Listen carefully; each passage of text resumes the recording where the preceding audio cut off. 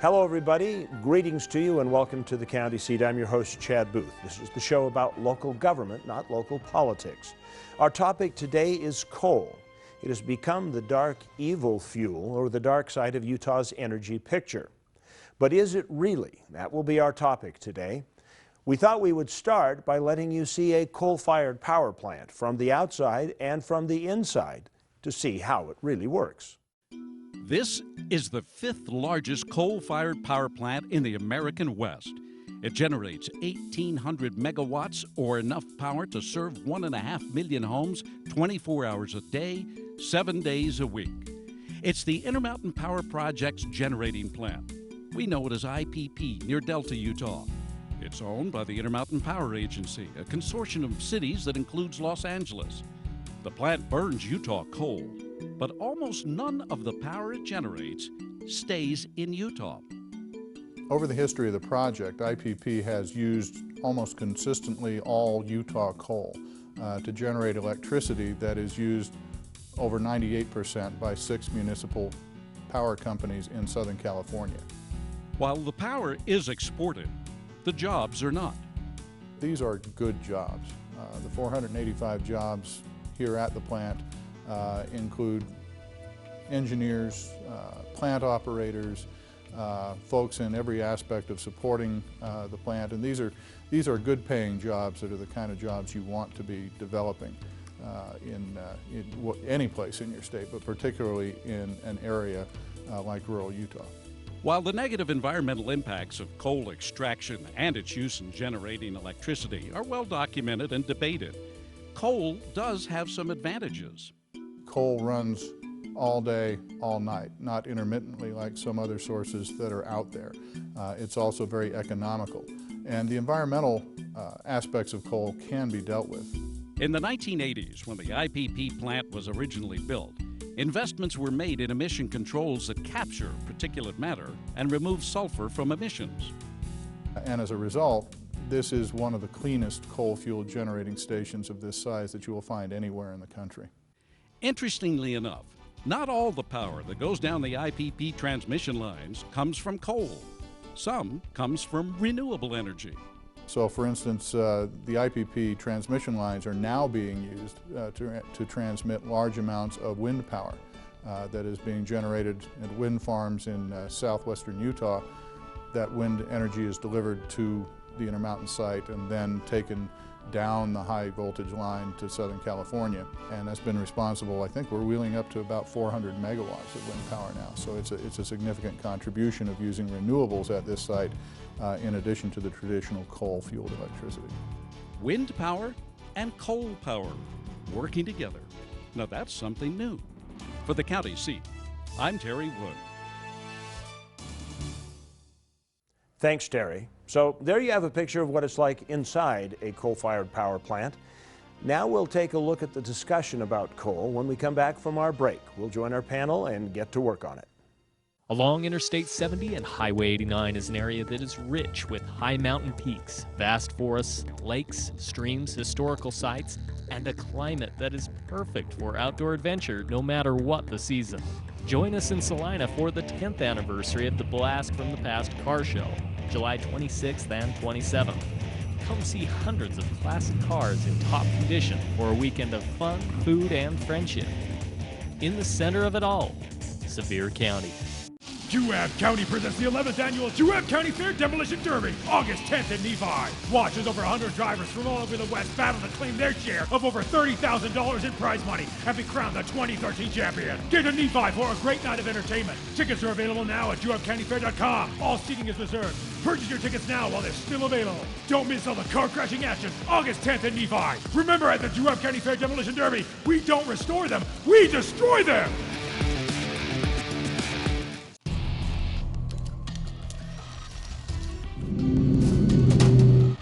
Unlimited opportunity for adventure? It's all about knowing where to look. Make plans now to be a part of the best small town fair in Utah, in Delta, Utah. Honoring our servicemen and women, Millard County's agricultural heritage is highlighted and its residents' accomplishments celebrated during the county fair. The opportunities are limitless. Pick your adventure in Millard County.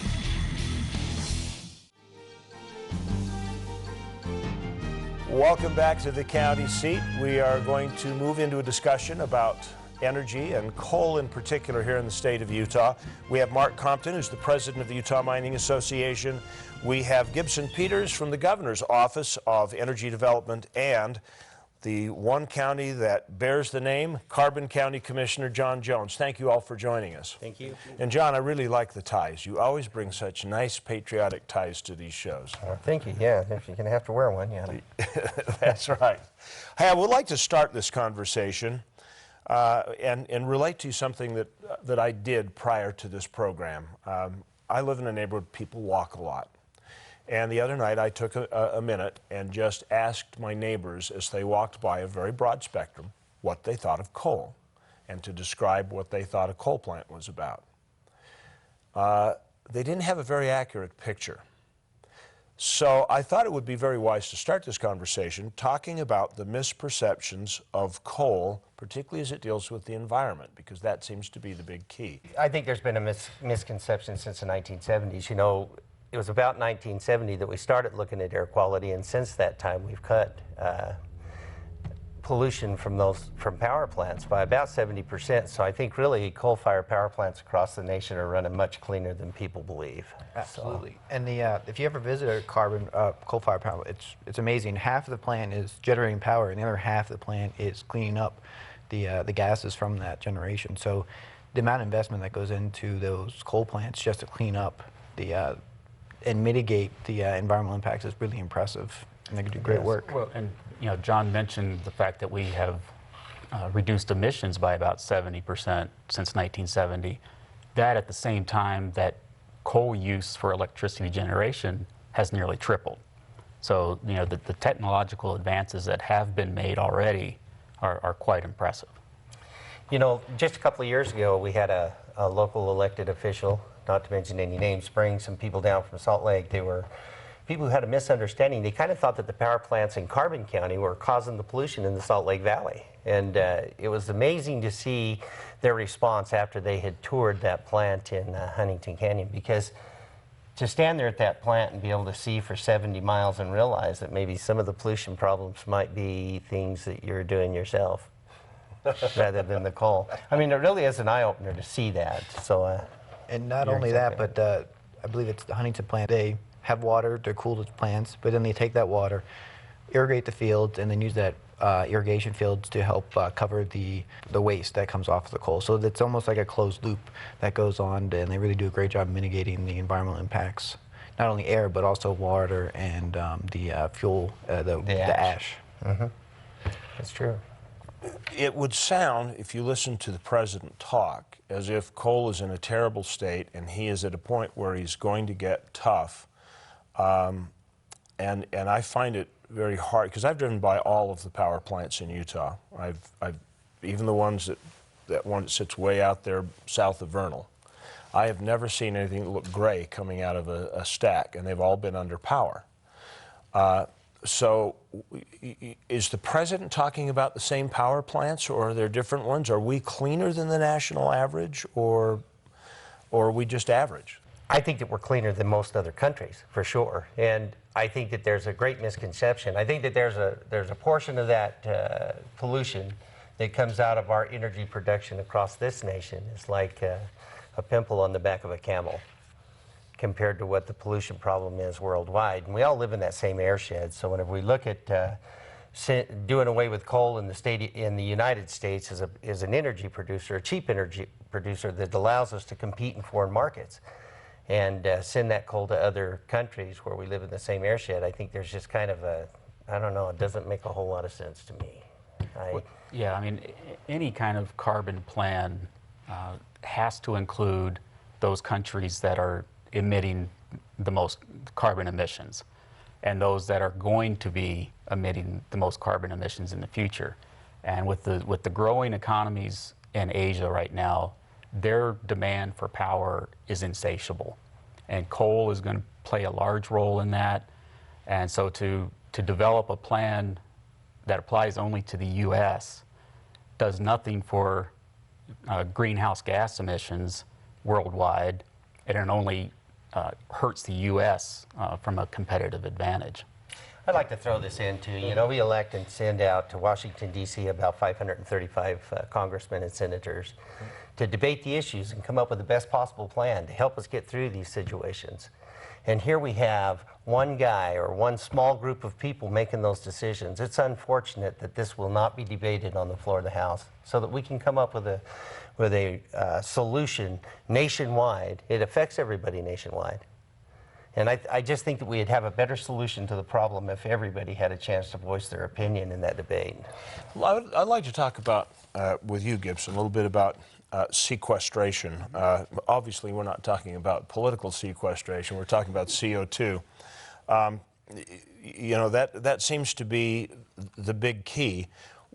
And you say that it can be done, but there's a cost to it. Yeah, there's the first cost is the investment. Who's going to invest all of that money in something that there's no market for right now?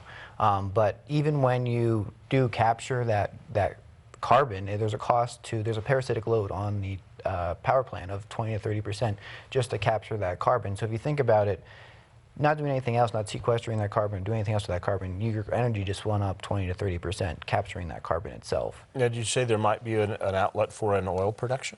Yeah, one of the next kind of the first phase is the utilization of carbon into the enhanced oil recovery in some of the older oil fields. So first they go on water flood to try and force more of that oil out of the water field, and then they, in a lot of fields, they inject CO2 to get more of that oil out of the ground. And there's some CO2 floods happening in the Four Corners regions of Utah right now, and they even have a demand for it. They can't get enough CO2 right now.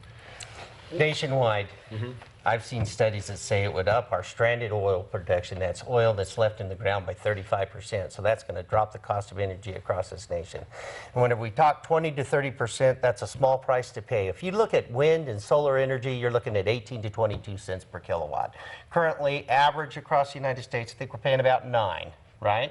So if we're going to double the cost of energy, 20% would be a great price to pay to get carbon capture. And if we could capture that carbon and utilize it for stranded oil like he was talking about, that's a saving to the nation on the other side. And we're not taking money and pouring it into economies that'll utilize those funds against us in the future. So I think it's a great investment to look at carbon capture across this nation. And if we did that, we don't have enough power plants currently producing carbon in this nation to take care of the oil wells that we have with stranded oil. So I think it's a great investment.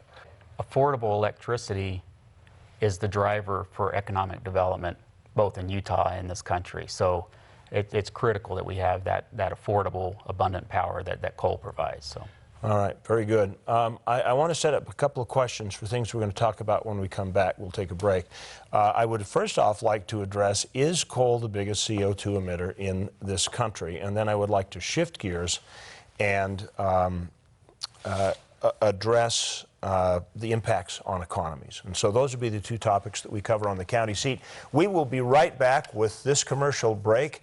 If you're not recording this episode, I think you should start it right now, because this is when you're going to want to watch again and talk to your friends about. We'll be back with the county seat in just a minute. If you haven't been to Starvation in a while, you're in for a great surprise. New campsites, new cabins, and beach improvements await your next visit. Just 3 hours away, but a world away from the Wasatch Front in Duchesne County. Starvation State Park is located 4 miles northwest of Duchesne, just off US Highway 40. Duchesne County. Close enough for business, far enough to get away. Family time seems to be at a premium nowadays, with more and more things getting in the way of what's really important. It's time to change focus with At Your Leisure and get outdoors with those you care about. Outdoor adventure at its best, At Your Leisure, Saturday nights at 10:30 and Sunday mornings at 9 on ABC4 Utah.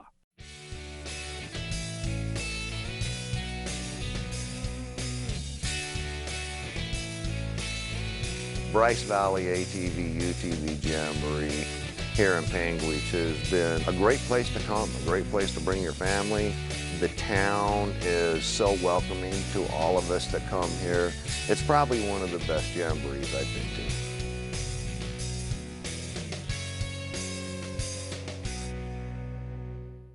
Carbon County is typically known for its industry and coal production. But did you know that Utah's Castle Country has something for everyone? The motocross track has been acclaimed as the most popular in Utah, with a variety of technical and natural terrain, and even includes a pee-wee track.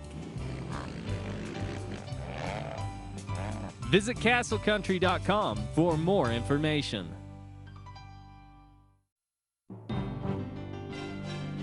Welcome back to the county seat. Our topic today is Utah's coal industry and the impacts it has on the environment. We've discussed that a little bit. We want to talk about, at this point, the question, is the coal that's burned in our plants and factories and electrical generation, is that the biggest CO2 emitter in this country? I think it's very evident that, especially across the West here with the wildfire issues that we face, that natural wildfires are emitting much more carbon dioxide than our power plants. And you look at state implementation plans or federal implementation plans to control power plant emissions, you don't see anything to control forest management or activities or anything like that to control wildfire emissions. I'll tell you what, I've read studies out of Texas A&M that says if California would have just maintained their forest lands, it had done more against their carbon footprint and pollution than everything else that they've done. It goes on to say if a forest fire, a 21,000 acre forest fire, puts off as much pollution as 1 million cars over an entire year. Now, just in Carbon County, Carbon and Emery County, we burned 49,000 acres of forest land last year. I mean, I believe it was 9 million acres nationwide. And that again comes back to one man in the stroke of a pen, because it was October the 13th, 1999 that President Clinton signed an executive memorandum for roadless forests. Today our forest lands across this nation are sick and they're dying, and they're attacking energy. I don't understand it. I think we should be in there managing those forest lands and cleaning them up to cut our carbon footprint. That would create a win-win situation, wouldn't it? I mean, the tricky part, it's easy to point to a coal plant and say that's the problem. It's something that people can look at and see and visualize, where managing forests is a harder task. It's probably a lower hanging fruit, but it's something that it's not this image people have of what pollution has. And I think the coal industry has a lot of credit for the cleaning up they've done over the number of years, but people still have that image of the 1970s coal power plant that's just is creating all this pollution, which not necessarily is happening right NBC now. relies on some very old stock footage. In my previous life, I was a forester as well, and so it's amazing to see the difference in forest management between state and private lands and the federal lands. And it's those federal lands that are producing those wildfires, that are producing those carbon emissions. So. And we're to a point now that for fuels reduction, that's kind of the status quo, is to burn. And so here we are, we're shutting down energy. Energy is what gives us the freedoms that we have today. There's very few freedoms that we have today that aren't attached or embellished by energy. Only one that I can really think of, and that's the freedom of speech, which I'm sure there will be many people across this nation use if we go into brownouts from lack of energy. So I think that it's important that we continue to produce energy across this nation. Let's talk about economic impact. Well, and this shows actually good timing, because the Utah Mining Association recently commissioned a study by the University of Utah, the Business of Economic and Business Research, on the economic and fiscal impacts of the coal industry to Utah. And some of the things that came out of that study are, one, the number of jobs that are from the coal industry, the economic linkages with other sectors of Utah's economy, and I think really importantly, and especially for areas like Carbon County, are the wages that are paid in the coal industry relative to other sectors of the economy. The average coal miner makes about $77,000 a year in wages alone. You look at the average wage in Utah, it's just over $40,000. You add benefits in there, you're looking at about $90,000 a year. So, and these are jobs frankly, in areas of the state that it would be difficult, if not impossible, to replace those high-paying jobs. Well, my deal is there's several things. If we were just to look at the carbon plant that's on the closures list, we have two plants on the closure list in Carbon County. But the carbon power plant subject to close, we have about 68 good-paying jobs inside that plant. We have between 25 and 50 truck drivers in there hauling coal to that plant. We have 100 to 150 coal miners mining coal. So we have 200, 225 good paying jobs there. But that's not the only part of the economic value. There's a trickle down effect. How many people at Walmart, Kmart, McDonald's, the local gas station will be laid off whenever we lose those jobs in that small economy? We only have 20,000 people down there.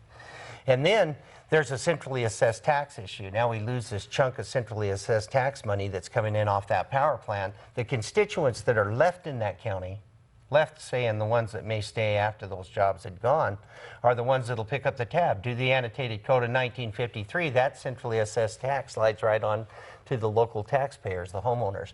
And so they're burdened even more after the loss of that economic development. So I mean, it's a serious issue all the way through. I don't see how to make that up.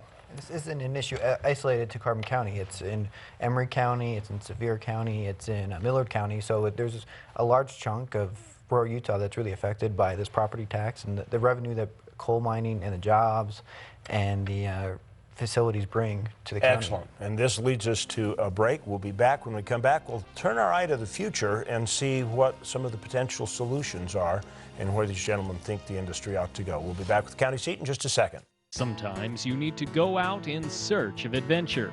And the place to find it is Marysville, Utah, August 7th through the 10th at the 5th Annual Paiute Trail UTV Jamboree. Come enjoy the adventures of Paiute County, rafting the Sevier River, boating and fishing Otter Creek, or ride horseback through scenery that defines the West, Paiute County, and the UTV Jamboree. Bring your family and discover the magic and beauty of the land where the rainbow ends. Kanab, base camp for your southern Utah adventures.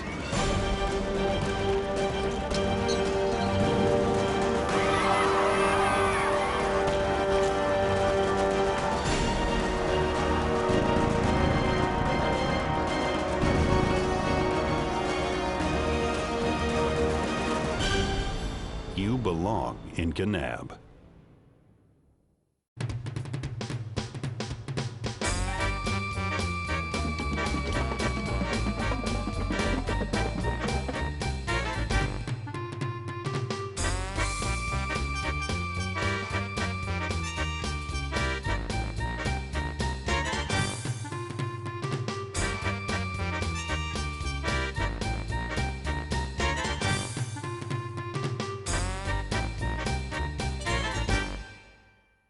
Rediscover your sense of adventure.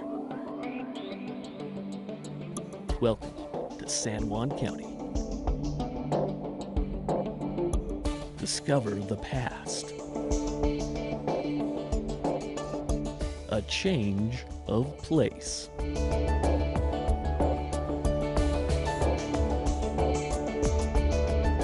Utah, San Juan County, where life is elevated. Welcome back to the County Seat. Our conversation today is on the coal industry in Utah. We have gone through the scenario of how the coal industry has improved. We've talked about some of the other impacts that affect our carbon footprint as a nation. And now we're going to turn our attention to the future and what some of the prospects and positive aspects are, or what hurdles we need to get past to move in a positive direction. Let's start with conversations about education, what some of the schools are doing in Utah. Sure. I mean, we have some great research institutions here in Utah, and there is a focus on carbon fuels as well as coal in particular. I mean, the University of Utah is doing research on carbon combustion modeling, and they have a pilot facility here in Salt Lake.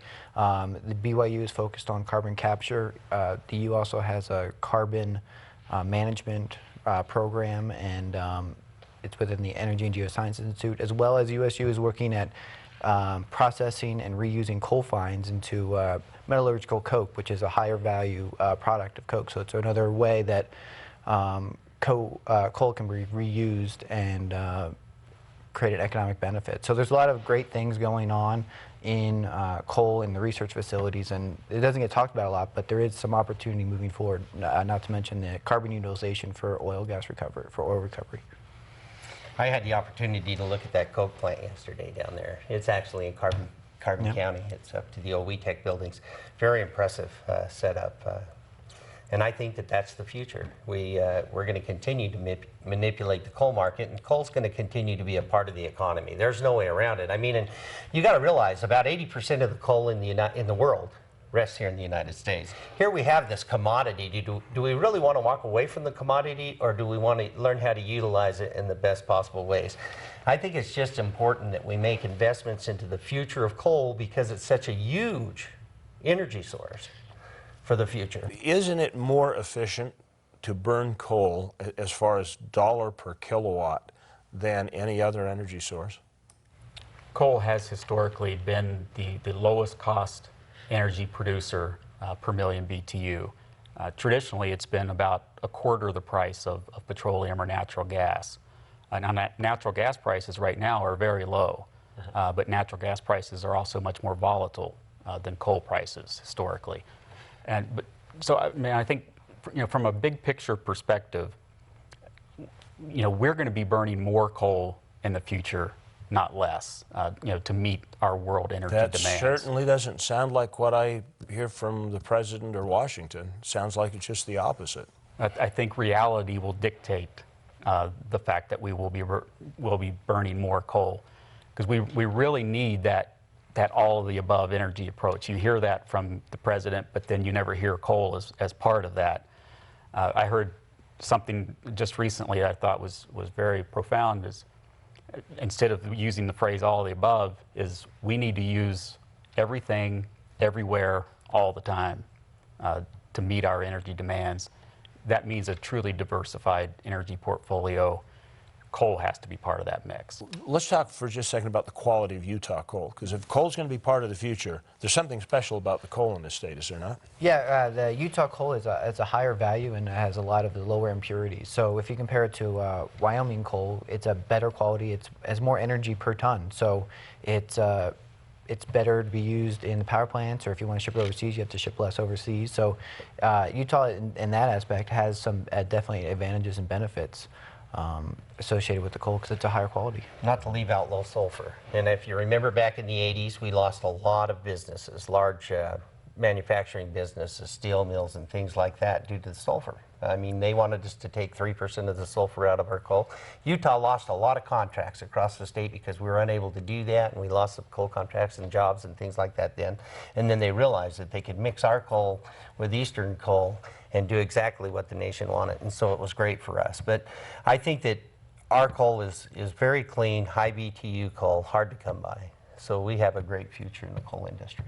Well, I would like to thank you all for joining us on this conversation. I wish we had more time on the air, but I'm going to invite you to stay on. We'll record one more segment on this discussion for our internet viewers. And we thank you for watching The County Seat. We'll look for you next week. Our website, thecountyseat.tv. We have a Facebook page. We'd love to see your comments on that. We'll look for you next week on The County Seat.